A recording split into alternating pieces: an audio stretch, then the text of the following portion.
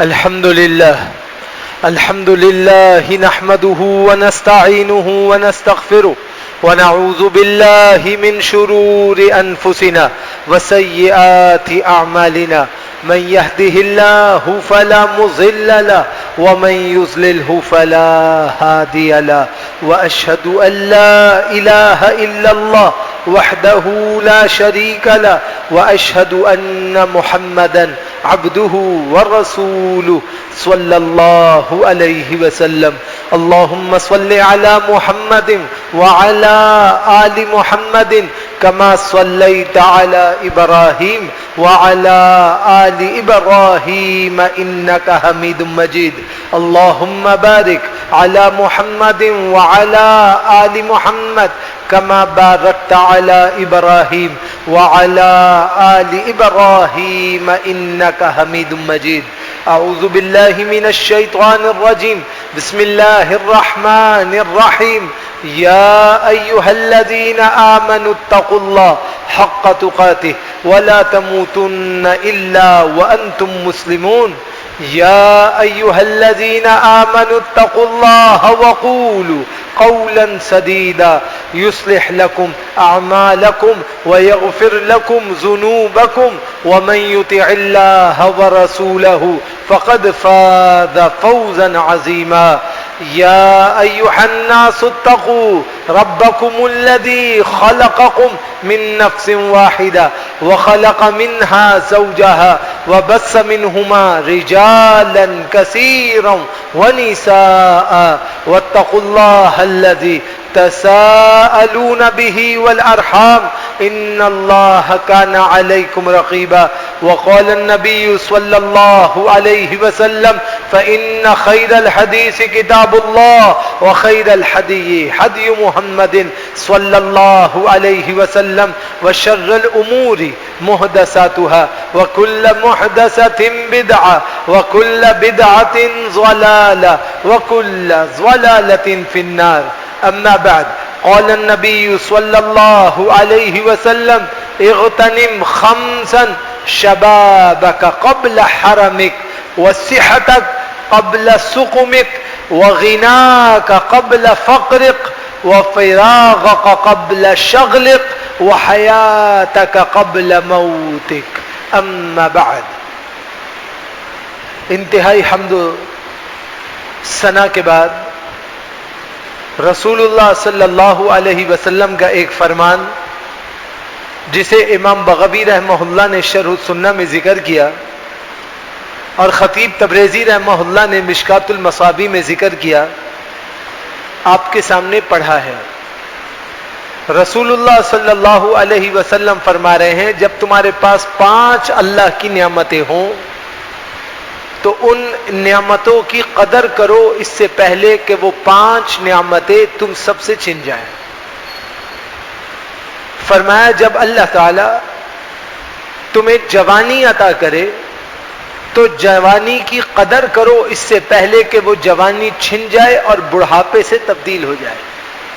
انسان بڑھاپے میں تقوی، خشیت، للہیت اختیار کرے وہ کمال نہیں. انسان اپنی جوانی میں اللہ کا ڈر اختیار کرے، اللہ کی پسندیدگی کو قبول کرے، یہ کمال کی بات ہے. نمبر 2، اللہ نے جب صحت دی ہے اس صحت کو غنیمت جانو اس سے پہلے کہ اللہ وہ صحت چھین لے اور اس صحت کے بدلے میں بیماری عطا کرے. تو جوانی کو غنیمت جانو اس سے پہلے کہ جوانی چھن جائے. نمبر 2، صحت کو غنیمت جانو اس سے پہلے کہ صحت چھن جائے. نمبر 3، اپنی صحت کو بیماری کے آنے سے پہلے اپنے آپ کو کس چیز کے لیے تیار کرو، اپنی فراغت کو غنیمت جانو اپنی مشغولیت کے آنے سے پہلے. 3 چیزیں ہو گئی. پہلی چیز، جب اللہ نے جوانی دی تو اس جوانی کو اللہ کے دین میں استعمال کرو. کیوں؟ رسول اللہ صلی اللہ علیہ وسلم کا صحیح فرمان ہے کہ ایک آدمی جو عمل جوانی میں کرتا ہے وہ اپنے بڑھاپے کی وجہ سے جب اس عمل سے رک جاتا ہے تو جوانی کے کیے ہوئے اعمال کو اس کے بڑھاپے میں جاری و ساری کر دیا جاتا ہے اور اسی ثواب کو اللہ سبحانہ و تعالیٰ کے ہاں بہت زیادہ بڑھا دیا جاتا ہے اور اس کے درجے اور اس کے لیول کو بہت بلند کر دیا جاتا ہے. اب بڑھاپے میں اس سے عمل نہیں ہو رہا، لیکن جوانی میں کیے ہوئے اعمال کے حساب سے اس کے ثواب کو، اس کی جزا کو، اس کی نعمتوں کو، اس پر اترنے والے احسانات کو اللہ سبحانہ و تعالی بہت زیادہ بڑھا دیتا ہے. دوسری چیز فرمائی کہ انسان اپنی صحت میں جتنی عبادت کے معاملات کر لے وہ بیماری کے اندر نہیں کر سکتا. لہذا صحت کو غنیمت جانے کہ اللہ سبحانہ و تعالی نے جو لاکھوں کروڑوں سے افضل بنایا ہے، اس میں اللہ کی قدردانی کرے اور اللہ کا شکریہ ادا کرتے ہوئے اپنے آپ کو عبادت کے لیے تیار کرے. تیسری چیز کہ جب اللہ نے فراغت دی ہے تو اس فراغت کی قدر کرے اس سے پہلے کہ اللہ تعالیٰ اس فراغت کو مشغولیت سے تبدیل کر دے. رسول اللہ صلی اللہ علیہ وسلم کی صحیح حدیث ہے کہ جب اللہ سبحانہ و تعالی کسی سے محبت فرماتا ہے تو اسے عمل کے لیے موقع عطا فرما دیتا ہے، اور جب اللہ سبحانہ و تعالی کسی سے خفا ہوتا ہے تو اس کے وقت کی برکتوں کو چھین لیتا ہے اور اسے اتنا مشغول کرتا ہے کہ اس کے پاس عمل کرنے کے لیے نہ وقت بچتا ہے اور نہ ہمت بچتی ہے. اللہ سبحانہ و تعالی اسے مشغول کر دیتا ہے. تو یہ تین چیزیں بنیادی طور پہ سمجھنے کی ضرورت ہے کہ جو اللہ نے آپ کو وقت دیا ہے یہ وقت اس کی عبادت میں لگائیے، نہ کہ اسے ضائع کیجیے. چوتھی بات، جب اللہ سبحانہ و تعالی نے خوشحالی عطا کی ہے، مالی اور تونگری عطا کی ہے اور اپنے طور پر رحمتوں کی برسات کی ہے، اسے بہت غنیمت جانیے محتاجگی کے آنے سے پہلے. آج ہر شخص میں نوعیت یہ ہے کہ وہ پیسے کی دوڑ میں دوڑ رہا ہے. اللہ سبحانہ و تعالی نے یہ پیسے اس لیے نہیں دیے کہ ان سے مقابلہ کیا جائے، یہ پیسے اس لیے دیے کہ اس کو اللہ کے راستے میں صرف کر کے اپنے لیے ذخیرہ کر لیا جائے. اسی لیے فرمایا کہ انسان نے جو کچھ کھایا اور جو کچھ پیا وہ سب دنیا میں پرانا ہو گیا. ہم نے غذا کھائی، وہ غذا ہمارے فضلے کی صورت میں ضائع ہو گئی. ہم نے بہترین لباس پہنا، وہ لباس بوسیدہ ہو کے تلف ہوا یا ضائع ہوا یا کسی اور کی ملکیت میں ہوا. ہم نے جس مکان میں رہائش اختیار کی اور جس سواری کو قبول کیا اور جس چار دیواری میں بیٹھ کے کاروبار کیا، بالآخر وہ بوسیدہ ہو گیا اور وہ دوسروں کی ملکیت میں چلا گیا.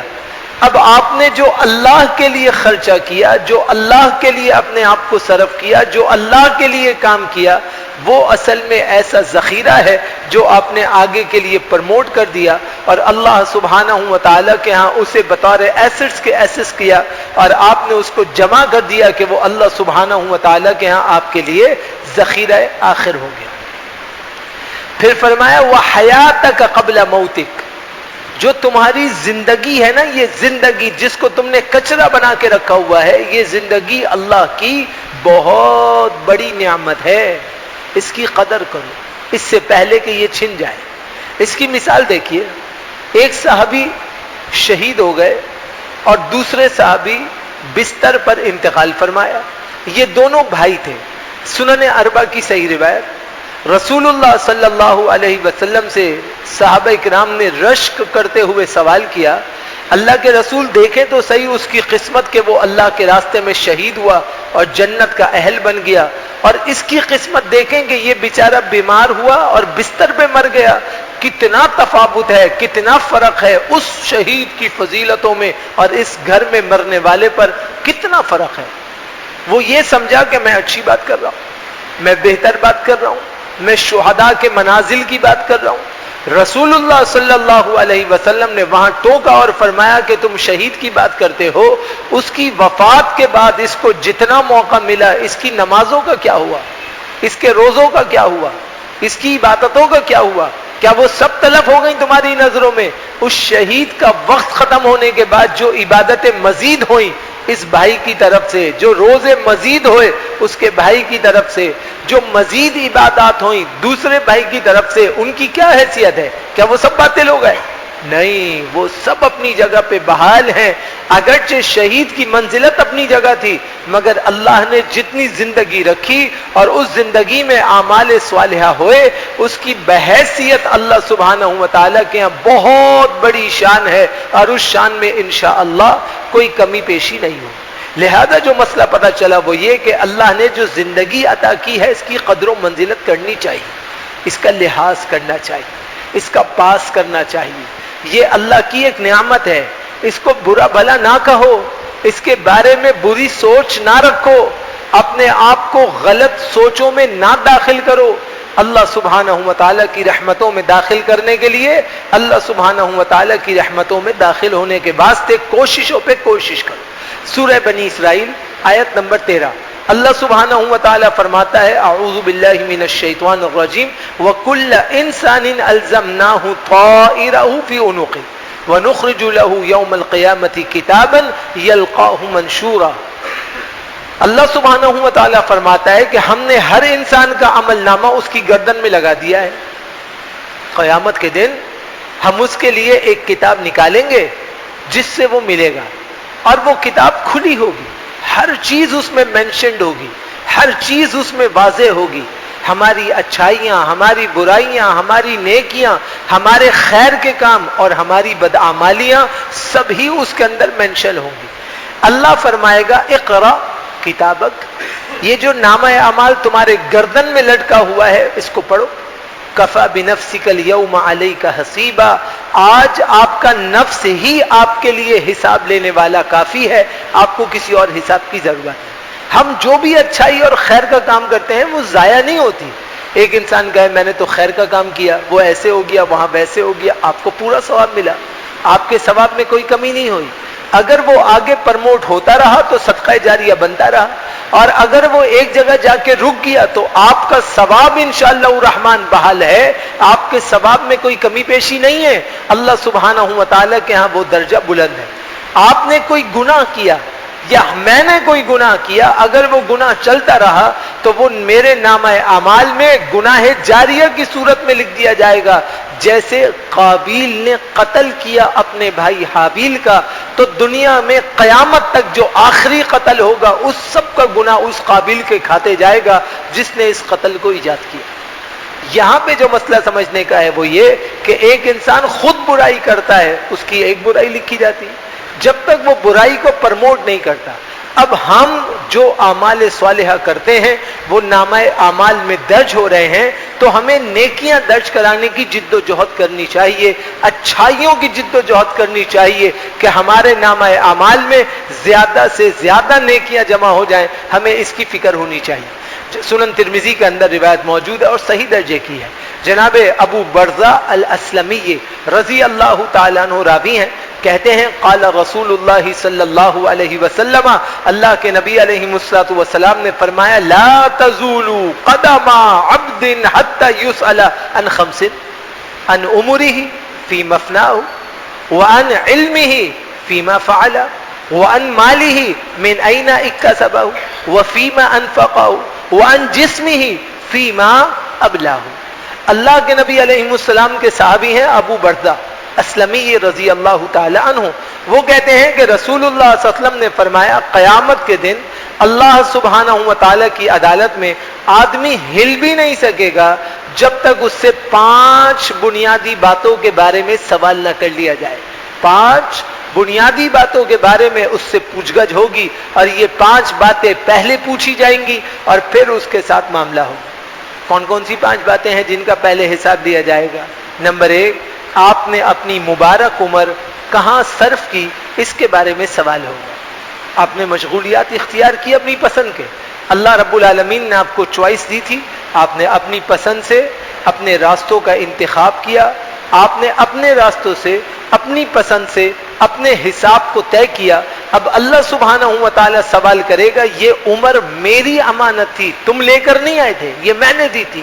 یہ عمر، یہ مال، یہ وسعت، یہ علم، یہ اجداد، یہ حیثیتیں، یہاں تک کہ سانس جو جسم میں چل رہا ہے، یہ سب اللہ کی امانت ہے. اللہ ہر ایک شے کے بارے میں مکمل سوال کرے. تو اللہ سبحانہ و تعالیٰ فرمائے گا کہ میں نے آپ کو عمر دی، آپ کو زندگی دی، آپ نے کہاں صرف کی؟ جواب دیجئے، آپ نے کہاں مشغولیت اختیار کی؟ نمبر 2، میں نے آپ کو دین کا علم دیا، آپ نے اس دین پر کتنا عمل کیا؟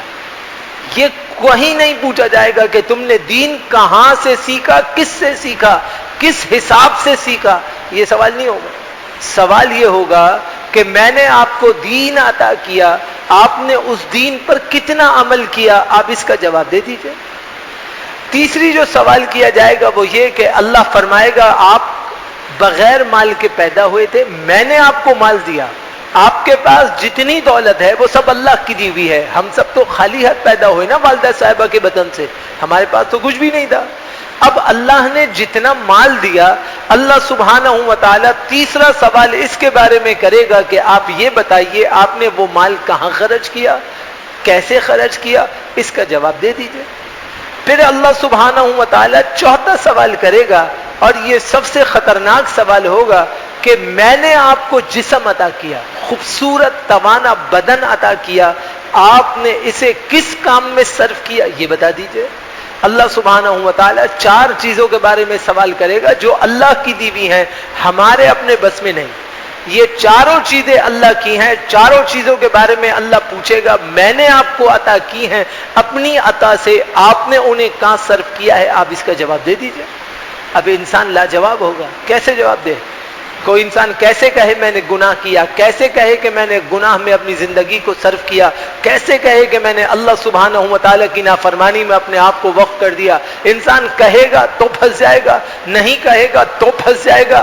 اللہ سبحانہ و تعالیٰ نے اس لیے پہلے اپنے نبی کو بتا دیا کہ اپنے صحابہ کو بتاؤ، اپنی امت کو بتاؤ، تم ان 4 سوالوں کے لیے تیار ہو کے آنا، ہم ان 4 باتوں کے بارے میں پوچھیں گے، کوئی مہلت نہیں ملے گی، کسی کو نہیں چھوڑیں گے، سب سے پوچھیں گے یہ 4 باتیں بتاؤ کہاں کی۔ تو انسان کو چاہیے کہ انسان اس کی قدر کرے، اس کی تیاری کرے۔ جب اللہ سبحانہ و تعالیٰ نے سارا ہی کچھ بتا دیا، اب اس سے زیادہ آپ کو کیا چاہیے؟ ایک آدمی امتحان دینے جائے، امتحان سے پہلے پیپر آؤٹ ہو جائے تو جو امتحان دینے والا طالب ہے وہ خوش ہو جاتا ہے کہ مجھے پتا چل گیا کہ سوال کیا آئے گا، میں اس کی جلدی جلدی تیاری کروں، ایک نظر دیکھوں۔ اللہ نے آپ کو پوری زندگی میں پیپر آؤٹ کر دیا کہ میں تمہیں ایک دن نہیں پوری زندگی دیتا ہوں، جتنا تمہارے پاس وقت ہے تم اس کی تیاری کر کے آؤ، سوال میں کروں گا۔ اس سے زیادہ اللہ کی اور کیا عطا چاہیے، اس سے زیادہ اللہ کی کیا محبت چاہیے؟ اب انسان پھر بھی اس کے اوپر غور و فکر نہ کرے، اس کی تیاری نہ کرے تو یہ انسان کا جہل ہے، انسان کی نادانی ہے، انسان کی کمیابی ہے کہ وہ یہ کام نہیں کر رہا ہے۔ اللہ سبحانہ و تعالیٰ کے ہاں یہ بات نہیں۔ اسی لیے اللہ کے رسول صلی اللہ علیہ وسلم نے فرمایا کہ اگر تیاری کرنی ہے تو اس کے لیے ایک چیز کو اپنے اندر سے نکالنا پڑے گا، وہ ہے غیظ و غضب، غصہ، شدت، نفرت، جذباتیت۔ یہ اللہ نے مسلمانوں میں کفار کے واسطے رکھی ہے کہ اپنی شدتیں اور جذباتیت کفار کے واسطے بحال رکھو۔ یہ جو مسلمانوں کے لیے شدت ہے، مسلمانوں کے لیے جذباتیت ہے، مسلمانوں کو لڑنا ہے، مسلمانوں کے خلاف باتیں کرنی ہے، مسلمانوں کے خلاف محاذ بنانا ہے، یہ سب جاہلوں کا کام، سارے کے سارے جاہل ہیں۔ یہ سب اپنی دکانیں چلا رہے ہیں اور اپنی دکانوں کو چلانے کے لیے مسلمانوں کے خلاف مسلمانوں کو لڑا رہے ہیں۔ اسی لیے ہمیں کیا حکم دیا بحیثیت مسلمان کہ ہم اس شیطان کے کام سے اپنے آپ کو بچا لیں۔ کوئی بھی انسان کسی مسلمان کے خلاف جان بوجھ کے سازش نہیں کرے گا انشاءاللہ۔ اب اس بات کو اچھی طرح سمجھنے کی کوشش کریں۔ ایک انسان ہے وہ دین کو بھی نقصان پہنچا رہا ہے، دنیا کو بھی نقصان پہنچا رہا ہے، لیکن میرا ماننا یہ ہے انشاءاللہ کہ وہ جان بوجھ کے یہ عمل نہیں کر رہا، شیطان اس سے یہ کام کرا رہا ہے۔ جب شیطان اس سے یہ کام کرا رہا ہے تو ہمیں شیطان کے راستے میں آنا ہے، ہمیں شیطان کی شیطانیت سے رکنا ہے تاکہ وہ شیطان جس طرح دوسرے کو بہکا رہا ہے وہ ہمیں نہ بہکائے اور ہماری عاقبت کو برباد نہ کرے۔ جیسا کہ صحیح البخاری کتاب بدء الخلق کے اندر روایت موجود، اللہ کے نبی علیہ الصلوۃ والسلام فرماتے ہیں من اخذ شبرا من الارض ظلما فانه يطوقه يوم القیامت من 70 ارضینا، جس نے ایک بالشت بھی زمین کی کسی کی ناحق قبضہ کر لی، اللہ تعالیٰ ساتوں زمین کا طوق اس کے گلے میں ڈال دے گا اور اس سے کہے گا کہ اس کو کھینچو، یہ نہیں اٹھا سکے گا۔ یہ زمینوں پہ قبضہ شدت ہے، جذباتیت ہے، غصے میں ہے۔ اللہ سبحانہ و تعالی ظلم سے روکنے کے لیے سب سے پہلا کام یہ کہتا ہے کہ شیطان تم سے یہ کام کرائے گا، تم نے اس کام سے بچنا ہے۔ دوسری چیز، رسول اللہ صلی اللہ علیہ وسلم فرماتے ہیں، مسند امام احمد اور مشکات المصابیح کی روایت ہے، شیخ حمزہ زین رحمہ اللہ نے بھی اس حدیث کو صحیح بیان کیا، فرمایا کہ لا تظلموا الا لا يحل مال امرئ الا بطيب نفس منه۔ رسول اللہ صلی اللہ علیہ وسلم فرماتے تھے خبردار اس بات کو اپنے پلے باندھو کہ ایک دوسرے پر ظلم نہ کرو، خبردار کسی آدمی کا مال جائز نہیں ہے مگر اس وقت جب صاحب المال اپنی خوشی سے اسے مال دے تو وہ اس وقت لے سکتا ہے، ورنہ جتنا مال دنیا میں قبضہ کر کے لیا ہے اللہ ساتوں زمین کا طوق ڈالے گا قیامت کے دن اور انسان کو پھنسا دے گا اور انسان اس کا بوجھ نہیں اٹھا سکے۔ اب آپ دیکھیے کہ ہم تو ذرا ذرا سی چیزوں کے بارے میں جذباتی ہو جاتے ہیں، یہ ہمیں زیب نہیں دیتا، یہ مسلمانوں کا کام نہیں۔ مسلمان معاف کرنے والا ہوتا ہے، پیار کرنے والا ہوتا ہے، درگزر کرنے والا ہوتا ہے، اپنے حقوق پر جب دوسرے ڈاکہ ڈال رہے ہوں وہ پھر بھی معاف کرنے والا ہوتا ہے۔ مسلمان کی شان یہ ہے، مسلمان کی یہ شان نہیں ہے کہ مسلمان غصہ ہو جائے، مسلمان کی یہ شان نہیں ہے مسلمان آپے سے باہر ہو جائے، یہ تو شیطان کے کام ہے کہ شیطان ہم سے یہ کام کرواتا ہے، تو ہمیں اس کام سے بچنا ہے اور شیطان کو اپنے چنگل سے باہر نکالنا ہے کہ ہم شیطان کے چکر میں نہ پھنس جائیں، بلکہ ہم نے شیطان سے خود کو بچا کے رکھنا ہے تاکہ رحمت الہیہ انشاءاللہ حاصل ہو جائے۔ اللہ کے نبی علیہ الصلوۃ والسلام فرماتے ہیں العاریۃ المودہ المنع المنعۃ المردودہ والذین مغزی الزعیم غارم۔ رسول اللہ صلی اللہ علیہ وسلم فرماتے ہیں، کتاب الوصایا سنن ترمذی میں ہے، فرمایا اس بات کو سمجھو عاریۃً لی ہوئی چیز ادا کی جائے گی، کسی سے ادھار کسی سے عارضی طور پہ کوئی چیز لی ہے اسے وہ واپس کرنا ہے، منحا تحفے میں اگر کوئی چیز آئی ہے تو وہ آپ کی ہے، اگر تحفے میں نہیں آئی ہے کسی بھی صورت میں کوئی چیز ملی ہے آپ نے اسے واپس کرنا ہے، تمام قرضوں کو واپس کرنا ہے، ضمانت لینے والا اپنی ضمانت کو واپس کرنے کا پابند ہے، یہ نہیں ہے کہ آنکھیں بند کر کے سب سے سامان لے لیا اور آنکھیں بند کر کے بیٹھ گئے، یہ مسلمان کی شان نہیں ہے۔ اب آپ دیکھیے آج کل ایک سینیریو بنا ہوا ہے کہ ادھار جس کو دیں یہ سوچ کر دیں کہ یہ واپس نہیں کرے گا، یہ مسلمان کی تو شان نہیں۔ آپ کسی کو کوئی سامان دے دیجئے، آپ اپنے بزرگوں سے سنیں گے، ہم بھی سنتے آئے کہ آپ نے یہ سامان دیا، اب آپ اس کی انا للہ پڑھ لیجئے، یہ واپس نہیں آنے والا، یہ واپس آئے گا ہی نہیں۔ اب یہ کیا ہے؟ مسلمان کی تو شان نہیں ہے۔ آپ کسی کی ضمانت لے لیں، جو صاحب الزمان ہے، جب آپ اس سے پوچھیں کہ شیخ آپ نے اس کی ضمانت لی ہے تو ایسا ہے، وہ کہتا ہے میں اس کے گھر میں بیٹھا ہوا ہوں، اس کے دل میں بیٹھا ہوا ہوں، مجھے پتا بھائی جو مجھے لگا میں نے کہہ دیا، مجھے کیا پتا۔ نہیں، یہ ضمانت کی ذمہ داری تھی، ضامن کی ذمہ داری تھی۔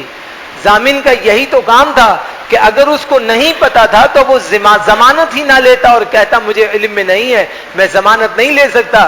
ضمانت لینے والا اس بات کا ضامن ہے کہ اگر کوئی مسئلہ ہوتا ہے تو وہ اس مسئلے کو حل کرے گا، لیکن ہم مسلمان اس میں کوتاہی کرتے ہیں، یہ ہمیں زیب نہیں دیتا، یہ ہمارے لیے بالکل غیر مناسب ہے، ہمیں اس میں بہت زیادہ اصلاح کی ضرورت ہے۔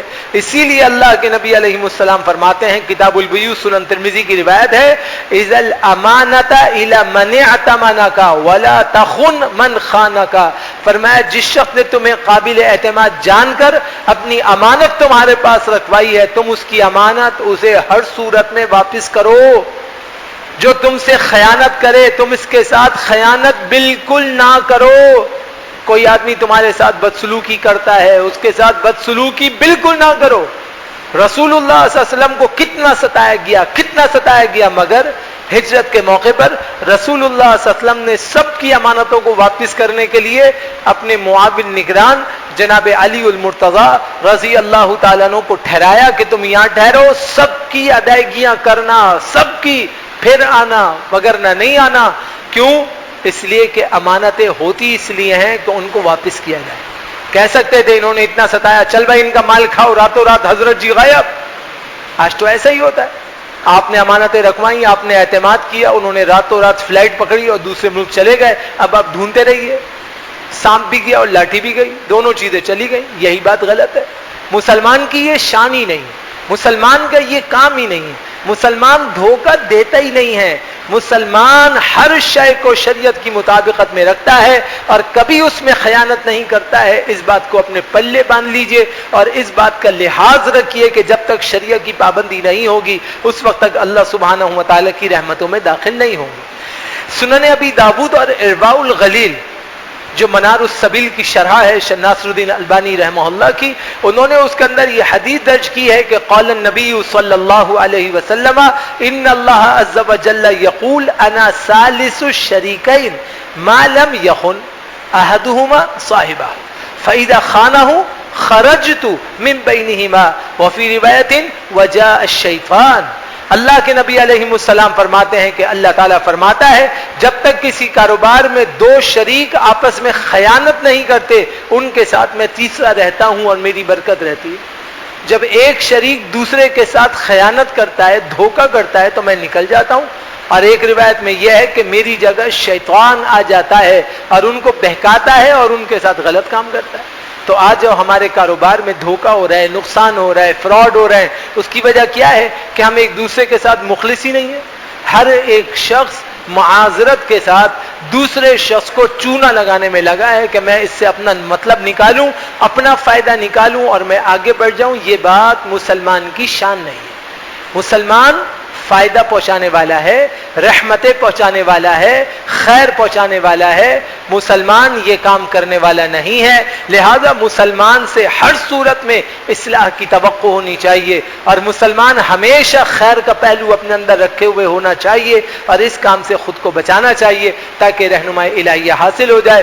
اللہ سبحانہ و تعالیٰ سے دعا کرتا ہوں کہ اللہ سبحانہ و تعالیٰ ہمیں ان نعمتوں کی قدر کرنے کی توفیق عطا فرمائے. جو اللہ تعالیٰ نے ہمیں ذمہ داریاں دی ہیں ہمیں وہ ذمہ داریاں صحیح طور پہ ادا کرنے کی توفیق عطا فرمائے اور اللہ تعالیٰ اپنی نصرتوں والے کام کرنے کی توفیق عطا فرمائے. اقول قولی هذا استغفر الله لي ولكم ولسائر المسلمين.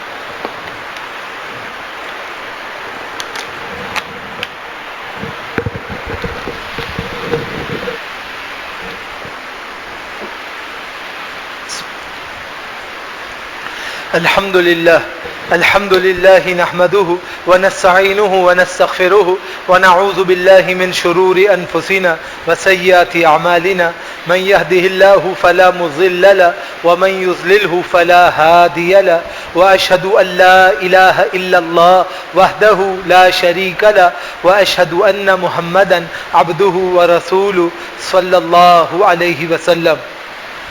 أعوذ بالله من الشيطان الرجيم. بسم الله الرحمن الرحيم. قال النبي صلى الله عليه وسلم اعطوا الأجير أجره قبل أن يجف عرقه. أما بعد.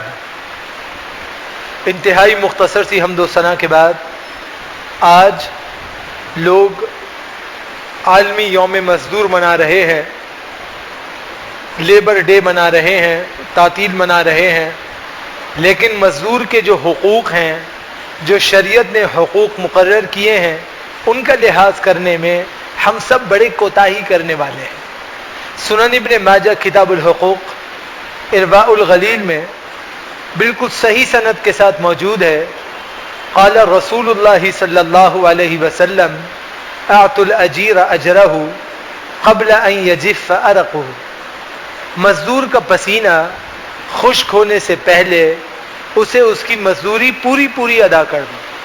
اللہ سبحانہ و تعالی نے جو ملازمین تمہارے پاس رکھے ہیں انہیں بلا وجہ تنگ نہ کرو اور انہیں بلا وجہ تکلیف میں نہ ڈالو اور انہیں جو ان کی اجرت ہے وہ پوری پوری ادا کر دو۔ آج مزدور کے ساتھ 3 قسم کے دھوکے کیے جاتے ہیں جو شریعت میں تینوں ہی منع ہے۔ نمبر 1، ایک مالک جس کو اللہ نے اسباب و انواعات سے نوازا ہے، اس کی نوعیت یہ ہوتی ہے کہ وہ خوشحالیوں میں آگے بڑھتا جاتا ہے، ایک گھر سے 2 اور 2 سے 3 بناتا ہے باذن اللہ، اچھی سے اچھی گاڑیاں اپنے زیر استعمال رکھتا ہے، خوراک میں بہتری لاتا ہے، بچوں کو اعلیٰ اسکولوں میں پڑھاتا ہے۔ لیکن جب وہی مزدور آتا ہے کہ صاحب میری تنخواہ بہت کم ہے، تو یہ اس کے سامنے جھوٹ بولتا ہے کہ میرا کام بہت ہلکا ہو گیا ہے، میری بچتیں ختم ہو گئی ہیں، میں تو یہ بھی بہت مشکل سے نکال رہا ہوں، میں آپ کی تنخواہ میں کوئی اضافہ نہیں کر سکتا، میں آپ کے وسائل فراہم نہیں کر سکتا، لہذا میں بہت زیادہ مستحق ہوں اور میں بالکل مجبور اور بے بس ہوں۔ یہ سب سے بڑا جھوٹ ہے۔ اس جھوٹ بولنے کی وجہ سے اللہ سبحانہ و تعالیٰ کی حدیث ہے کہ اللہ تعالیٰ کاروبار سے برکت ہٹا لیتا ہے اور کاروبار میں محتاجگیاں عطا کر دیتا ہے۔ تو یہ جتنا جھوٹ بولا جاتا ہے مزدوروں کے حقوق کو غصب کرنے کے لیے، اللہ سبحانہ و تعالیٰ ان سب سے ناراض ہو جاتا ہے۔ دوسری بات، رسول اللہ صلی اللہ علیہ وسلم نے شیف کے بارے میں فرمایا جو کھانا پکانے والا ہوتا ہے، فرمایا کہ وہ تمہارے لیے آگ کی گرمی برداشت کرتا ہے، لہذا اسے اپنے ساتھ دسترخوان پہ بٹھا لو، اگر نہیں بٹھا سکتے تو اسے 2 نوالے ہی کھلا دو، اگر اسے 2 نوالے بھی نہیں کھلا سکتے تو کم سے کم اس کی دلجوئی کرنے کے لیے 1 نوالا اس کے منہ میں ڈال دو کہ اس نے تمہارے لیے اتنی تکلیفیں برداشت کی ہیں۔ آج ہمارے ہاں شیطانی عمل ہے کہ ہم خود عمدہ کھانا اپنے ملازمین کے سامنے کھاتے ہیں، اور جب ملازمین کی باری آئے تو انہیں ہلکا کھانا یا پرانا کھانا یا باسی فوڈ ان کو دیا جاتا ہے، اور یہ کہا جاتا ہے کہ ان کے لیے یہ کھانا ہے، ہمارے لیے الگ کھانا ہے۔ اس سے بھی اللہ سبحانہ و تعالی ناراض ہو جاتا ہے اور اللہ تعالی عطا ہونے والی تمام نعمتوں کو روک لیتا ہے۔ رسول اللہ صلی اللہ علیہ وسلم کی صحیح حدیث ہے کہ اصحاب صفہ کے لیے ردی کھجوریں لا کے رکھی گئیں، گھٹیا کھجوریں لا کے لٹکائی گئیں کہ مولانا لوگ ہی تو ہیں، طلبہ ہی تو ہیں، مولوی ہی تو ہیں، یہ اچھا کھا کے کیا کریں گے، ان کو گھٹیا کھجوریں کھلاؤ۔ اللہ نے حکم اتارا، لن ینال اللہ لحومها ولا دماؤها، اللہ سبحانہ و تعالیٰ کے ہاں نہ قربانیوں کا گوشت پہنچتا ہے نہ اس کا خون پہنچتا ہے، وَلَكِنْ يَنَالُهُ التَّقْوَى مِنْكُمْ، اللہ کے ہاں تمہاری پرہیزگاری پہنچتی ہے۔ لَن تَنَالُوا الْبِرَّ حَتَّى تُنْفِقُوا مِمَّا تُحِبُّونَ، تم نیکی کو اس وقت تک حاصل نہیں کر سکتے جب تک کہ جو چیز اپنے لیے پسند کرتے ہو اسے اللہ کے راستے میں عطا کرو۔ آپ کا خود اچھا کھانا کھانا اور اپنے ملازمین اور ماتحت لوگوں کو خراب کھانا کھلانا، اللہ تعالیٰ اس سے 2 چیزیں اٹھائے گا۔ پہلی چیز، اللہ تعالیٰ آپ کی صحت چھین لے گا اور آپ کو بیماریوں میں مبتلا کر دے گا، اور دوسرا اللہ سبحانہ و تعالیٰ رزق کی تنگیاں مسلط کر دے گا اور رزق کی فراوانیوں کو اٹھا لے گا۔ تو یوم مزدور پر بجائے اس کے کہ چھٹی منائی جائے، مزدور کے حقوق کو غصب کرنے کے لیے اور شیطانی چیلے اور ہیلے استعمال کیے جائیں۔ انسان کو چاہیے کہ وہ اصلاح کرے اور مزدوروں کے حقوق کو غصب کرنے کے بجائے ان کی پاسداری اور ان کا لحاظ کرنے والا انشاءاللہ بن جائے۔ تیسری نوعیت جو مزدور کے مال کو غصب کرنے کے سلسلے میں ہوتی ہے وہ یہ ہے کہ انسان جو زبان سے کہتا ہے، مالک جو زبان سے وعدہ کرتا ہے، دینے کے وقت اس میں ڈنڈی مارتا ہے اور اس میں ہیر پھیر کر دیتا ہے، اپنی زبان سے جھوٹ بولتا ہے، اپنے ملازمین کو ہرے باغ دکھاتا ہے، ان کو بتاتا ہے میں نے آپ کے لیے ایسے کیا ہے، یہ کیا ہے، آپ کو یہ سارے بینیفٹس ملیں گے، لیکن جب بینیفیشریز کی باری آتی ہے تو پلٹ جاتا ہے اور کہتا ہے کہ یہ آپ کے لیے نہیں ہے کیونکہ آپ پر فلاں کنڈیشنز اپلائی ہو گئی ہیں، آپ ان تمام نعمتوں سے محروم ہیں۔ جب آپ اپنے ماتحتوں پہ زیادہ سختی کرتے ہیں، جبر کرتے ہیں، ناحق ظلم کرتے ہیں، تو اللہ سبحانہ و تعالیٰ کی طرف سے اللہ کی رحمت آپ سے دور ہو جاتی ہے۔ اور جب آپ اللہ کے لیے ان کو درگزر کرتے ہیں، ان کی پردہ پوشی کرتے ہیں، ان کی اصلاح کرتے رہتے ہیں، لیکن ان کے حقوق کو غصب کرنے سے بچتے ہیں، تو اللہ سبحانہ و تعالیٰ کے ہاں درجہ بھی بلند ہو جاتا ہے۔ اسی لیے صحیح بخاری کتاب الاجارہ میں اللہ کے نبی علیہ السلام نے فرمایا ثلاثۃ انا خاصمهم یوم القیامہ رجل اعطى بی ثم غدر ورجل باع حرا فاكل ثمنه ورجل استاجر اجیرا فاستوفى منه ولم يعطه اجرا. فرمایا اللہ کے نبی علیہ السلام نے کہ اللہ تعالیٰ فرماتا ہے 3 آدمی ہیں جن سے قیامت کے دن میرا شدید جھگڑا ہوگا. ایک وہ شخص ہے جس نے میرا نام لے کر معاہدہ کیا اور اس عہد کو توڑ دیا. جب آپ کسی جگہ پہ جاب کے لیے جاتے ہیں، کام کے لیے جاتے ہیں، آپ کسی سے معاہدہ شراکت نامہ کا کرتے ہیں، آپ کسی سے اجرت نامہ طے کرتے ہیں، آپ کہیں مضاربت کرتے ہیں یا مشارکت کرتے ہیں، آپ کہیں پہ جا کے کوئی بھی ایگریمنٹ سائن کرتے ہیں، پڑھے بغیر جو چڑیا اس پہ بٹھانی ہے، یہ سب سے بڑی مسلمانوں کی دھوکہ دہی ہے. اللہ سبحانہ و تعالی اسے کبھی بھی معاف نہیں کرے. یہ بات اپنے پلے بٹھاؤ کہ ایک لائن ہی لکھی بھی کیوں نہ ہو، پڑھے بغیر دستخط نہیں کر. یہ معاہدہ ہوتا ہے، یہ عہد ہے، یہ وعدہ ہے. آپ نے اس پر اللہ کو گواہ بنایا ہے اور آپ کو پتہ نہیں ہے کہ آپ کیا لکھ رہے ہیں. اس میں لکھا ہے کہ ہم جب چاہیں گے جو چاہیں گے تمہارے ساتھ کریں گے. آپ اس پہ ہاں ہاں ہاں کے دستخط کرتے ہیں، بعد میں آپ کہتے ہیں میرے ساتھ زیادتی ہوئی. زیادتی تو اس وقت ہوئی جب آپ نے آنکھیں بند کر کے اس پہ دستخط کیا، اس پہ لکھا ہوا تھا، آپ نے پڑھنے کی زحمت نہیں کری. معاہدہ کرنے والا بھی گناہگار، جس سے معاہدہ ہو رہا ہے وہ بھی گناہگار. ان تمام باتوں سے خود کو بچانے کی ضرورت ہے تاکہ انسان گناہوں سے خود کو بچائے. لہذا فرمایا ایک وہ شخص جس نے میرا نام لے کر معاہدہ کیا پھر اسے توڑ دیا، اللہ تعالیٰ اس سے جھگڑا کرے گا. دوسرا وہ شخص جس نے کسی شریف اور آزاد آدمی کو اغوا کیا اور اس کی قیمت لگائی، اسے بیچ دیا، یہ اللہ کے ہاں شدید جھگڑے کی زد میں ہوگا. یہ جو حضرات بچوں کو اغوا کرتے ہیں، بڑوں کو اغوا کرتے ہیں، ہیومن اسمگلنگ کے اندر اپنے آپ کو داخل رکھتے ہیں اور آرگنز اسمگلنگ کے اندر اپنے آپ کو داخل رکھتے ہیں، انسانوں کو بیچ دیتے ہیں، اس کے اعضاء کو بیچ دیتے ہیں، انسان کو تکلیف اور نقصان میں داخل کرتے ہیں. کل قیامت کا دن ہوگا، اللہ سبحانہ و تعالیٰ ان سے شدید جھگڑا کرے گا اور اللہ سبحانہ و تعالیٰ ان کے لیے قطعی طور پہ کوئی معافی نامہ نہیں کرے گا اور یہ اللہ سبحانہ و تعالیٰ کے ہاں سب کے سب جواب دہ ہوں گے. تیسرا وہ شخص جس نے کسی مزدور کو مزدوری پہ لگایا، پھر اس سے کام تو ٹکا کے لیا اور کام لینے کے بعد اس کو مزدوری دینے سے معذرت کی اور کہا تم نے تو ایسے کیا، تم نے تو ویسے کیا.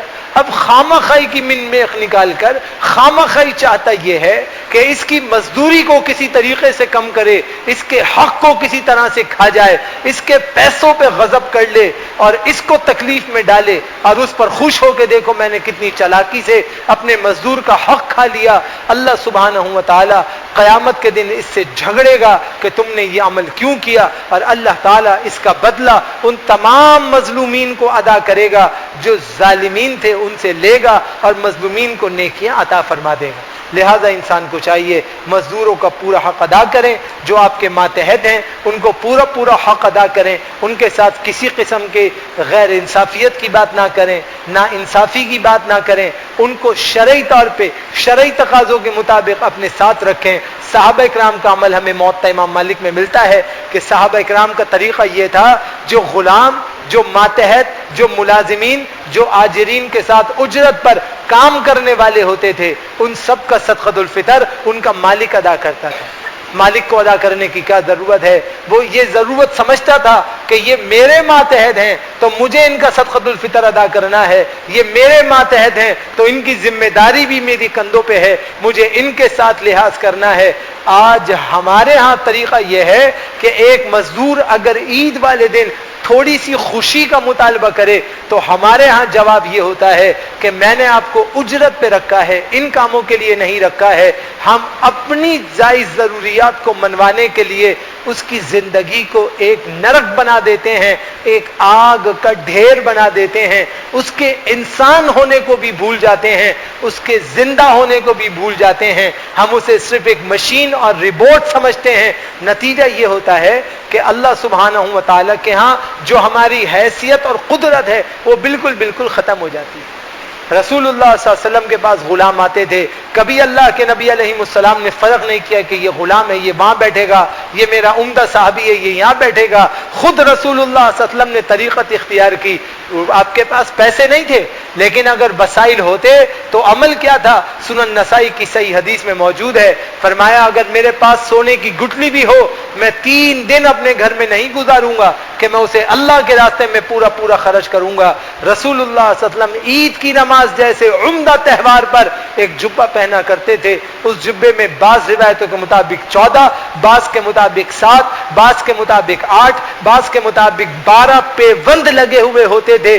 जुब्बा जरूर धुला हुआ होता था, मगर पेवंद शुदा होता था, ताकि हौसला मिले उन तमाम गरीब साहबा को जिनके पास सकत नहीं है कि कोई बात नहीं, तुम्हारा नबी भी धुले हुए कपड़े ही पहना हुआ है, तुम्हारे पास कपड़े नहीं, कोई बात नहीं, तुम्हारे साथ तुम्हारा साथ देने के लिए तुम्हारा नबी खड़ा हुआ है, ताकि उनकी ईद ईद बने, उनकी ईद व ईद ना बने। आज हमारे यहाँ जो मुलाजमीन या मुलाजिमीन काम करते हैं, जो हमारे मुलाजम हैं, हमारे साथ चिमटे हुए हैं, हमारी मातहती में हैं, हमें चाहिए कि हम उनका लिहाज करें, उनको जितना हो सके अच्छा खिलाएं, जितना हो सके अच्छा पहनाएं, जहां तक हो सके उनकी खिदमत करें।